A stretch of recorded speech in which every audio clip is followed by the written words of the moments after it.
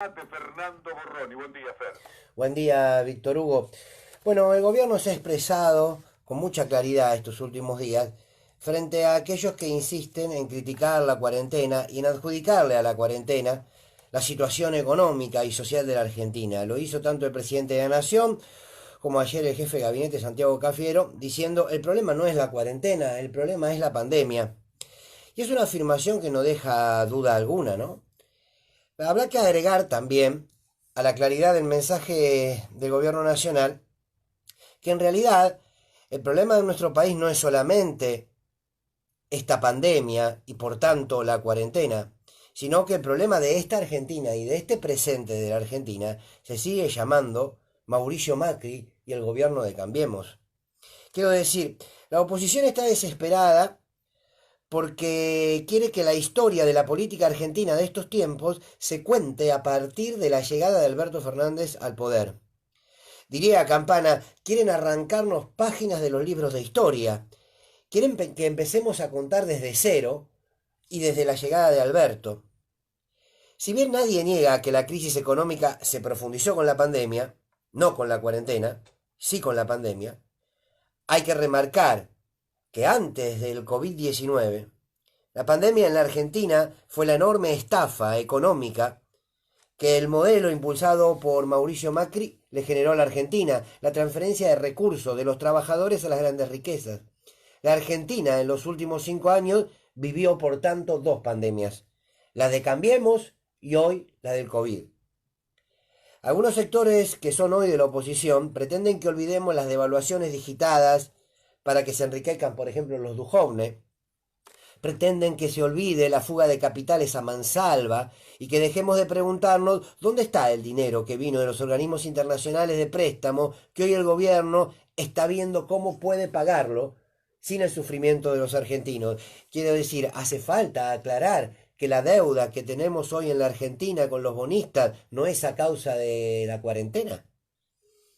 Los mismos que cerraron 24.500 empresas hoy se muestran preocupados por el desempleo y acusan a la cuarentena del desempleo. Insisto, y cerraron 24.500 pymes durante su gobierno. Escuchar a la oposición hoy manifestar su preocupación por la industria y decir en los medios la Argentina no produce, la producción está parada. La verdad, que escucharlo de la boca de aquellos que gobernaron de la mano de Clarín y que llevaron adelante en la Argentina un industricidio es indignante.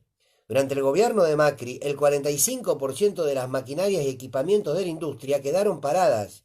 Se perdió el 12% del empleo fabril. Y resulta que hoy el problema es la cuarentena. La industria tuvo con Macri una cuarentena demoledora y sin pandemia, ¿eh? Los trabajadores no salían de su casa, no por miedo al virus, sino porque no tenían razón para hacerlo. Las persianas de las fábricas estaban cerradas y no había trabajo. El gobierno de Cambiemos, el gobierno de Mauricio Macri y Clarín, duplicó la desocupación, dejó el desempleo más alto en los últimos 14 años. Se perdieron nada más que en el sector privado 126.000 empleos. Cayó el salario real un 20%. Pero ahora están preocupados por los trabajadores y el problema es la cuarentena de la que está enamorada Alberto Fernández. El gobierno de Macri, de Vidal y de Larreta fue una fábrica de pobres. Dejó al 53% de los menores de 14 años en la pobreza. En esa pobreza que dejó Cambiemos, nuestra adolescencia lucha contra un virus tan mortal como la misma pobreza. 16 millones de argentinos están en la eterna cuarentena de ser pobres, mientras el gobierno de Macri le daba millones y millones y millones a las empresas amigas, por las cuales hoy hay que explicarles por qué el de querer expropiarlas. De pronto parece que la oposición perdió de su diccionario la palabra herencia, ¿no? Se cansaron de usarla, pero ahora le falló la memoria. Esta Argentina de hoy lucha contra una pandemia sobre una tierra arrasada por una banda de estafadores y mafiosos que en 4 años arruinaron el país. Pero ahora salen por los medios a decirnos cómo ellos hubiesen gestionado la cuarentena y la pandemia. Y la respuesta es fácil. Lo hubiesen hecho de idéntica manera a como gobernaron.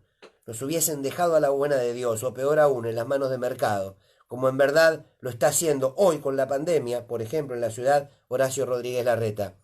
El ejercicio de la memoria no entra en cuarentena, ¿eh? De ninguna manera.